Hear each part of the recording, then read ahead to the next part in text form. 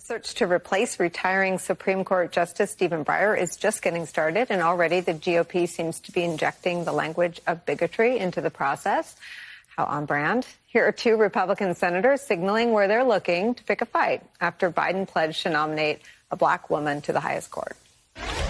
That's offensive. Right. You know, black women are, 6% of the U.S. population? He's saying to 94% of Americans, I don't give a damn about you. The irony is that the Supreme Court is at the very same time hearing cases about this sort of affirmative racial discrimination. Yes. And while adding someone who is the beneficiary of this sort of quote, the majority of the court may be saying writ large it's unconstitutional. We'll see how that irony works out. White men, I guess, doing what they do. In the statement, a White House spokesperson pushed back against Wicker's suggestion, that was him in the second clip, of affirmative action, invoking former President Ronald Reagan's promise as a candidate to nominate the first female Supreme Court justice if elected. Also noting that Wicker had called former President Donald Trump's nomination of Justice Amy Coney Barrett an inspiration for his daughters and his granddaughters. Joining us now, Cecile Richards, former president of Planned Parenthood, now co-chair of American Bridge. Also joining us, Kimberly Atkins-Storr, senior opinion writer for the Boston Globe, as well as an MSNBC political analyst. Claire McCaskill still here, of course. I don't even know where to start. Cecile, this is so amazing, and I don't remember any of them freaking out when Joe Biden was one of 7 Democrats on a primary stage and made the promise. It was 2 years ago, I think. What's happening? Well, I mean, I just think we're seeing a Republican Party that is so far gone. I mean, on so many issues. And I guess what I'd rather focus on is what an exciting moment this is. I think this commitment to finally have a representation, including a black woman on the Supreme Court, is historic. I think it's an opportunity also for all the people who worked so hard to elect Joe Biden and Kamala Harris to be reminded of why elections matter and how much difference it can make, particularly when we have this Supreme Court that is so dominated by Trump appointees who, again, were put on in the most partisan fashion. I guess rather than focus on the hypocrisy of the Republican Party, I would really like to think about how energizing this is going to be for millions and millions of people in this country, and what an opportunity it is. Kim, your thoughts? Yeah, I think, Nicole, we have seen what a terrible scourge the systemic denial of opportunities for white people to be considered for positions on the judiciary has had in this country. Look, I think that it is really remarkable when Republicans have, and we've talked about this a lot, very effectively been able to campaign on the issue of the federal judiciary and work very hard to tilt that ideologically to the right for years, to suddenly now, when the president vows to nominate a black woman to the Supreme Court, decry unfairness. But we've seen both the racialization of politics and the politicization of race happen, particularly coming from the Republican side for years now, whether it's calling Black Lives Matter protesters terrorists or decrying critical race theory as some sort of threat to white school children. This is par for the course. This is something that I was expecting. I think the White House was expecting it too, and we're just seeing it play out. Claire, what is your sense of how this process, which is really, it is historic, it's an incredible opportunity for the White House, but Republicans who embraced a president who I think he outsourced the process to the Federalist Society, maybe had one lawyer in the counsel's office working it, and then his litmus test was not just pro-life, but you had to be committed to overturning Roe v. Wade, and I suppose on that count, Trump got what he wanted. But, I mean, there was such a small box of people that Trump would even consider, and now you have, half the country's female. I mean, the idea that, this is alarming or off-putting to Republican men is so bizarre to me. Yeah, I remember Republicans using the excuse that, Trump gave us a list of the people he would appoint to the Supreme Court before he was elected. So it wasn't even, saying I'm going to appoint a woman or I'm going to appoint a black woman. It was, here are the names of the people. I will pick someone from this list.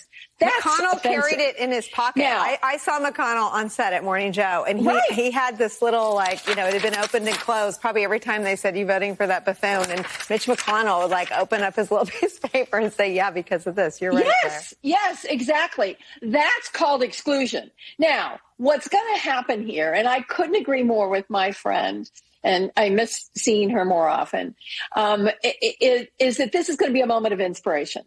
Because the woman who's going to be nominated is going to be amazing. And she is going to do an amazing job and have amazing qualifications. And what's going to happen is there is a group of senators that are voting no on every single Biden appointment.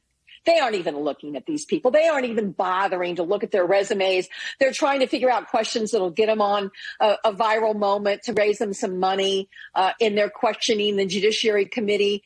But there will also be Republicans, I predict, that will be blown away by how amazingly qualified the nominee will be and will be inspired. And I think that I'm going to be cautiously optimistic that we get some bipartisan support for this particular nominee.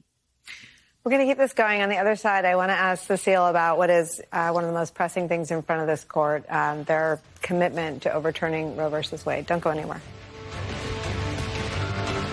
We're back with Cecile, Kim, and Claire as the Supreme Court appears poised to overturn Roe in just a matter of months. Cecile, you wrote about how you misjudged how serious the Republican Party really was in trying to do this. You wrote this: if I have one regret from my time leading Planned Parenthood, it is that I underestimated the callousness of the Republican Party and its willingness to trade off the rights of women for political expediency.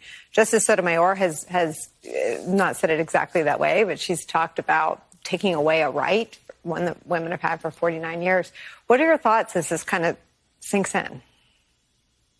Well, it's yes, I think it's really important to recognize that this is not a theoretical issue anymore. Not only is the state of Mississippi, of course, the cases before the Supreme Court, but in my home state of Texas, essentially access to safe and legal abortion is almost a thing of the past. After 6 weeks, you can no longer get an abortion in Texas. And of course, this is affecting millions and millions of women in the state.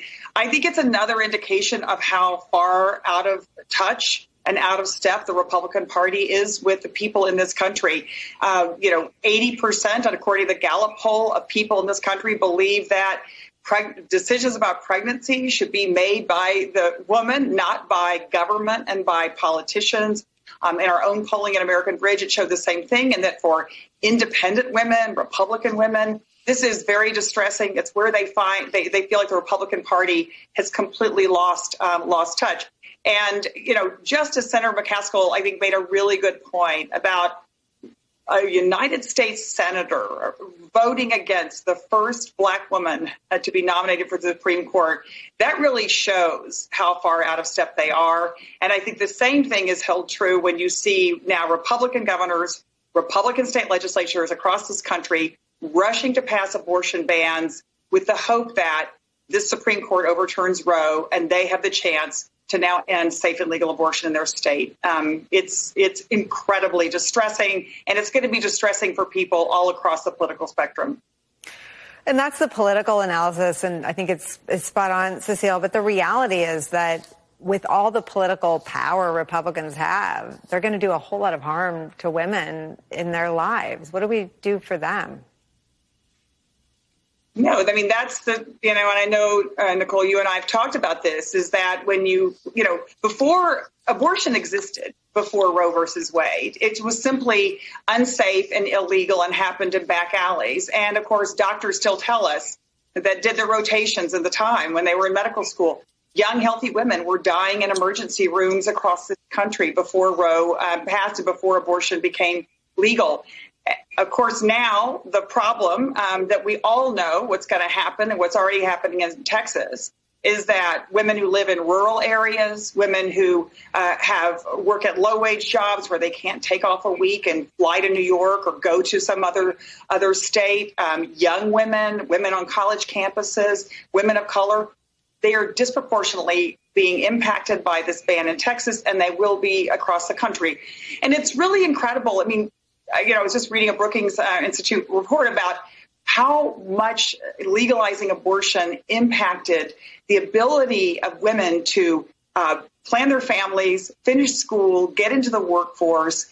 And this decision, if this Supreme Court overturns Roe, the impact is going to be devastating. Kim, that's the real world sort of reality of life in America in 2022, at least for women. What is your sense of whether this can sustain our very overloaded and overwhelmed political interest and have a real impact in 2022 and 2024? I think that's really hard. I think that's an open question, especially considering that it's not as if, as Cecile points out very well, that the threat to the precedent of Roe v. Wade is the beginning of this. This is sort of the end game. States have been passing laws for the better part of a decade. Right now there are laws in place called trigger laws that will go into place the moment that that precedent is overturned. And I think that people have not appreciated the threat, how far along that threat is. I'm not sure that even if they do respond in this election, that it won't be too little too late. Yeah, I think that's the fear. What a privilege to speak to all three of you, Cecile Richards, Kim Atkins-Storr, and Claire. Thank you for spending some time with us today. To be continued.